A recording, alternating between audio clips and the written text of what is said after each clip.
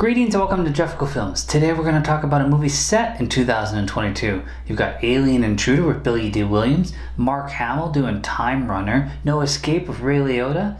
But today we're going to jump back to 1973 with Charlton Heston. Let's review Soylent Green.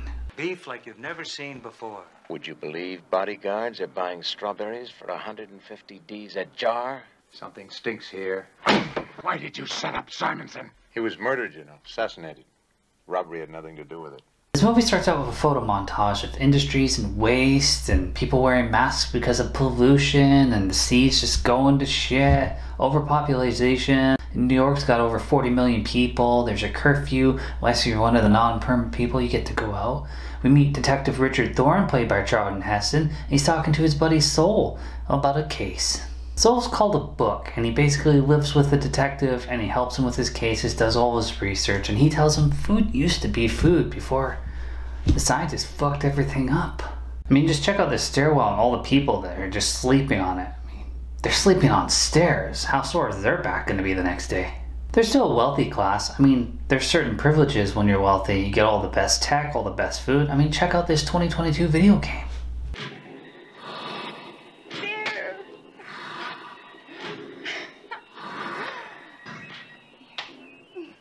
Shirl's been sent off to do some grocery shopping, and she's got some money on her. Though, I'd say with inflation these days, that's pretty accurate. That makes it 279 Ds and 15 cents. Then we meet Gilbert, who's been hired to do some pretty shady shit as he's breaking into an apartment building and he runs into Mr. Simpson. And he knows what he's there to do.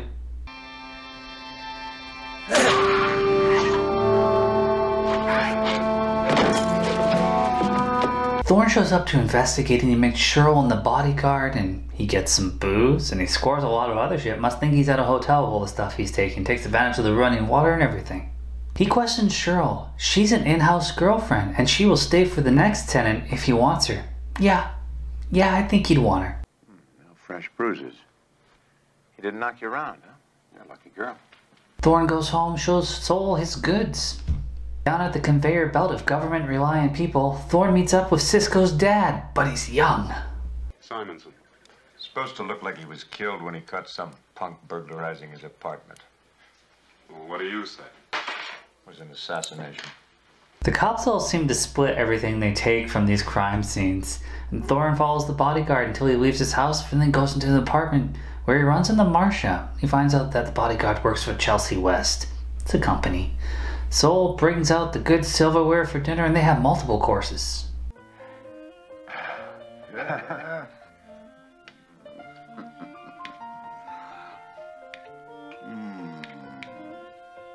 captain wants to replace Soul because he's getting too old, but Thorn won't have it. He's a good friend, almost a father figure to him.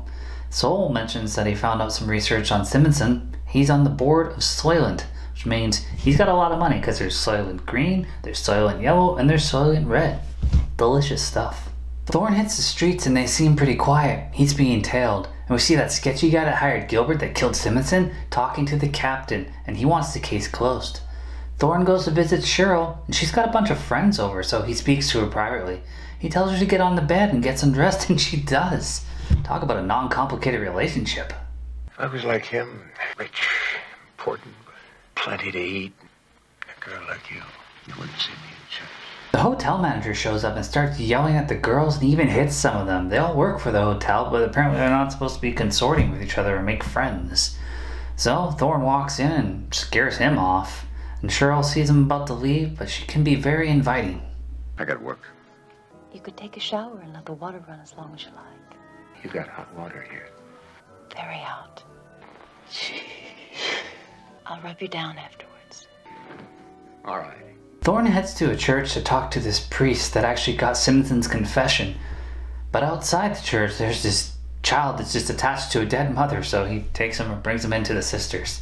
He talks to the priest, but the priest is pretty troubled with the truth that he learned, but he won't say what it is. And the captain tells him the case is closed. The sketchy guy Donovan talks to Santini, the mayor, and tells him that Thorn's not going to give up on the case. So the mayor tells him to do what he has to do. Then we see the bodyguard going to see the priest and give him confession.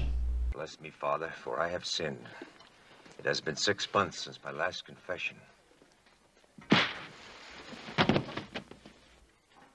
We get to see the Soylent market where people are buying yellow, red, and green. Thorn's been assigned to the riot police, and they run out of green Soylent. So, they send in the scoops, and that does not look safe.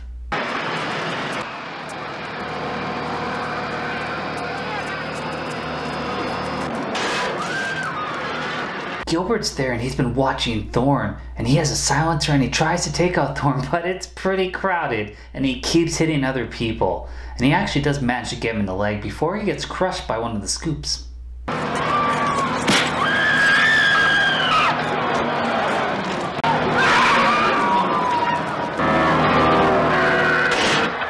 Thorn goes to the bodyguard's apartment and he beats the shit out of him before politely asking him to stay away. About that big fat Soylent Corporation. Do you work for them? How much did they pay you for that one, Tiger? Did Soylent buy your strawberries? Anybody tails me, bothers me one more time, I'll come back here and kill you both. Sol goes to the public library for some records and he talks to the ladies there, and they inform him of the truth, but that they need evidence to prove it. I say the words, but I can't believe them. Belief. The evidence is overwhelming. Thorn pops by Shirl's for a little comfort, and she bandages up his leg. We learn that all the cities are pretty much the same, and there's nothing on the farm, so there's really nowhere else to go. She wants to run away with him and, you know, live a shittier life, which is sweet. Worried about you. What happened? Never mind. Doesn't matter.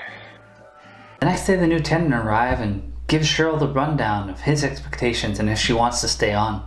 I sleep late in the morning. I like a big breakfast and no lunch. I'll organize the menu for dinner. 3 or 4 times a week I have guests. Sometimes it's fun. And then we like a girl who's fun. Sol left Thorn a note that says he's going home, and then he signs a form. Sounds like he's gonna get a pleasant 20 minutes before being euthanized. It is a lovely room. Thorn forces his way in, at least to the other side of the glass, where he sees what Sol's watching, which is, you know, images and video of the world how it used to be, a world that Thorn has never seen. And then we get some pretty sweet Charlton Heston acting. I love you, Thorn. I love you so. If you see it, isn't it beautiful? Yes. Sol tells him the truth, and that he has to prove it, and take it to the Council of Nations. And then he dies. Thorn follows the bodies to the dump trucks, where he hitches a ride all the way to the waste disposal plant. Lots of security there, and a lot of industrial machines when he starts wandering around. And he sees the bodies on a conveyor belt and a soaking process. We see a conveyor belt of Soylent Green cubes, and then he gets spotted and has to take out a few guys.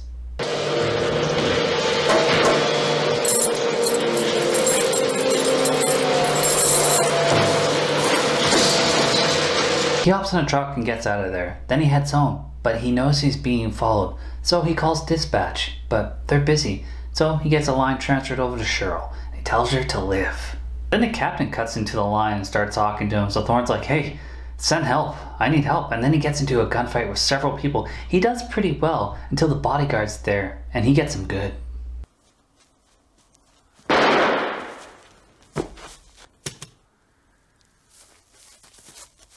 He manages to make it to the church, and the bodyguard follows and he searches for him. There's a lot of people, it's pretty overcrowded, and he's pretty jumpy, and he manages to shoot this poor woman.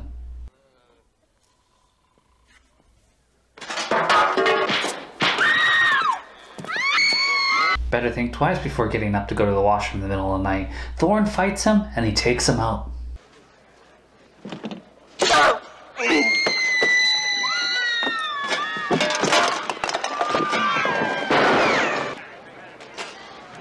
Hatcher, the captain, shows up with some priests. At least he has some respect for Thorn, tells him he's a damn good cop. Thorn tells him the truth, and then he Charlton Heston's the shit out of that line.